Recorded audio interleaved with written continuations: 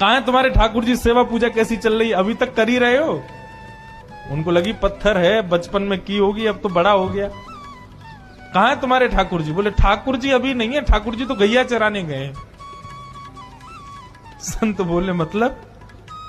बोले हाँ, मैं कभी व्यस्त होता हूं तो मैं ठाकुर जी को गैयाओं के संग भेज देता हूं, ठाकुर जी गैया चराने जाते हैं। संत बोले पहले तो छोटा था, अब तो इतना बड़ा हो गया, ये अभी भी बचकानी बातें करता है। अरे लाला ऐसे मत बोला करो। वो नहीं नहीं, सच में ठाकुर जी गैया चराने गए। आपको विश्वास नहीं?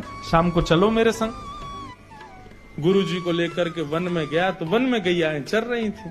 बोले कहां है तेरे ठाकुर जी? अरे देखो वो दोहरी गैया के पीछे पीछे हाँक रहे हैं वाकू, पीछे पीछे चल रहे हैं वाक्य, देखो ठाकुर जी दिख तो रहे। गुरु जी बोले हमको नहीं दिख रहे। धन्ना जी दौड़ के ठाकुर जी के पास गए, बोले मेरे गुरु जी आए हैं, उनको दिख जाओ। भगवान बोले उनको नहीं दिखेंगे हम बस तुमको ही दिखेंगे, तुम्हारे सखा हैं, तुमको दिखेंगे, सबको थोड़ी दिखेंगे। अरे भैया ऐसा मत करो।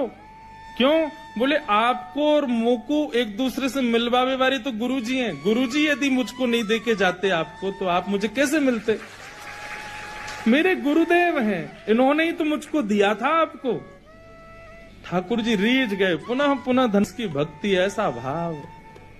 इतने में ही नील माधव नीलमणि ठाकुर जी प्रकट हो गए, और जैसे ही प्रकट हुए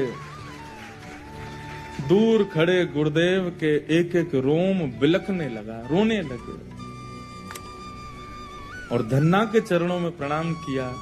बोले हम सच्चे शालिग्राम से प्रकट नहीं कर पाए, तूने सामान्य पत्थर से प्रकट कर दिया ठाकुर जी को। हम अष्टयाम सेवा से प्रकट नहीं कर पाए, और तूने सामान्य पत्थर घिस घिस के तिलक लगा के प्रकट कर दिया ठाकुर जी को। हम 56 भोग पधरा करके ठाकुर जी को प्रकट नहीं कर पाए, तू बेसर की रोटी खवा के ठाकुर जी को चटकारे दिलवाता है।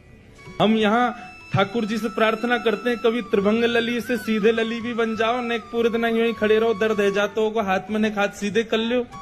तू ठाकुर जी से गैया चरवा रहा है अपनी। धन्य है धन्ना तेरी भक्ति को।